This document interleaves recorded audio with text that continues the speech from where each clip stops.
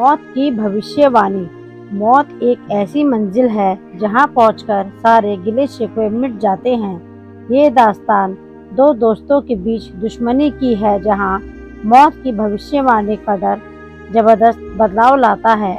जय और वीरू दोनों के बीच बचपन से ही गहरी दोस्ती थी। दोनों की दोस्ती व्यापारिक साझेदारी तक पहुंच चुकी थी। वीरू अक्सर अपने काम में लापरवाही करता था, लेकिन जय उसकी हरकतों को नज़रअंदाज करता रहता। एक दिन जब पानी सर से ऊपर हो गया तो जय ने वीरू से कहा, यदि तुम्हारे व्यापार में लापरवाही करनी है तो हमें अलग हो जाना चाहिए। यह व्यापार केवल मेरा नहीं है, इसलिए यह केवल मेरी जिम्मेदारी नहीं। वीरू को जय की बात इतनी बुरी लगी कि उसने व्यापार को अलग अलग करने की बात मान ली। बस फिर क्या था, देखते ही देखते दोनों के रास्ते अलग हो गए। जय काफ़ी मेहनती था, इसलिए उसे वीरू से अलग होने से कोई खास फर्क नहीं पड़ा। वहीं दूसरी ओर वीरू की जिंदगी बदतर होने लगी। जय के बिना वह व्यापार चलाने में असमर्थ था। बहुत जल्द इसका एहसास वीरू को हो गया। कुछ ही सालों में जय की मेहनत ने असर दिखाना शुरू किया और उसका व्यापार दुगनी तेजी से बढ़ने लगा, जिसका पता चलते ही वीरू के कलेजे में सांप लौटने लगे। वह मन ही मन ईर्ष्या भाव से जलने लगा। उसे जय की तरक्की देखकर घुटन होने लगी।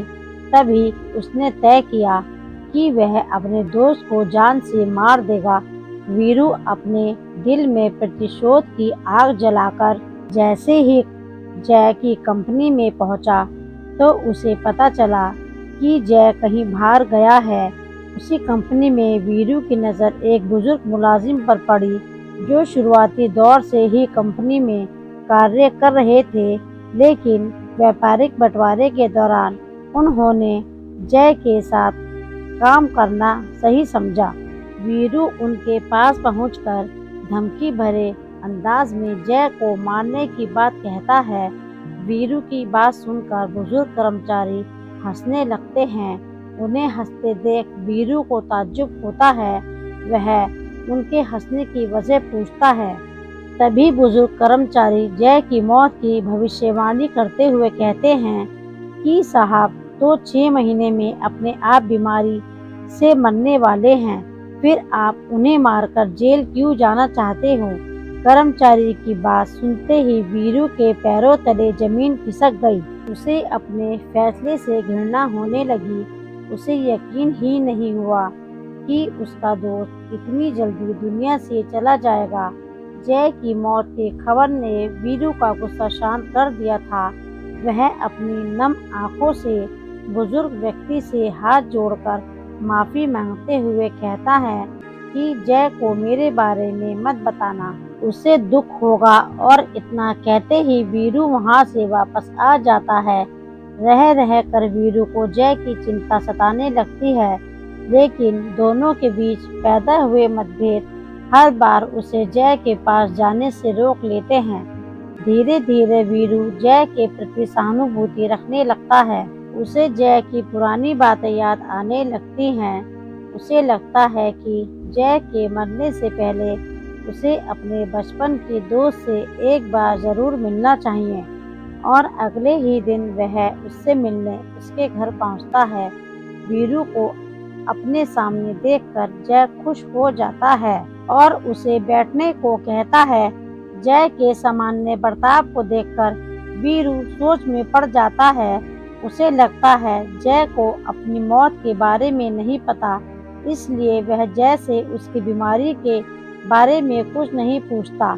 जय इतने सालों बाद अपने दोस्त से मिलकर बहुत खुश था। दोनों पुरानी बातें करके अपनी यादें ताज़ा करते हैं और कुछ देर बाद वीरू वापस आ जाता है। जय से मिलकर वीरू को बहुत अच्छा लगता है। धीरे धीरे गुजरते वक्त के साथ जय की मौत का दिन भी आ जाता है। वीरू सारा दिन अपने दोस्त की मृत्यु के गम में दुखी बैठा रो रहा होता है और जैसे ही रात होती है वह अपने दोस्त के घर पहुंच जाता है। वहां उसे जय मस्ती के मूड में नजर आता है। वह जय से पूछता है, तुम्हें इतनी गंभीर बीमारी है फिर भी तुम्हें कोई चिंता नहीं। वीरू की बात सुनकर जय जोर जोर से हंसने लगता है और हंसते हुए कहता है, तुम पागल हो जो अच्छे भले व्यक्ति को बीमार कह रहे हो। वीरू अपनी बात साबित करने के लिए जय से उसकी कंपनी में काम कर रहे उसी बुजुर्ग कर्मचारी को बुलाने को कहता है जिसने 6 महीने पहले जय की मौत की भविष्यवाणी की थी।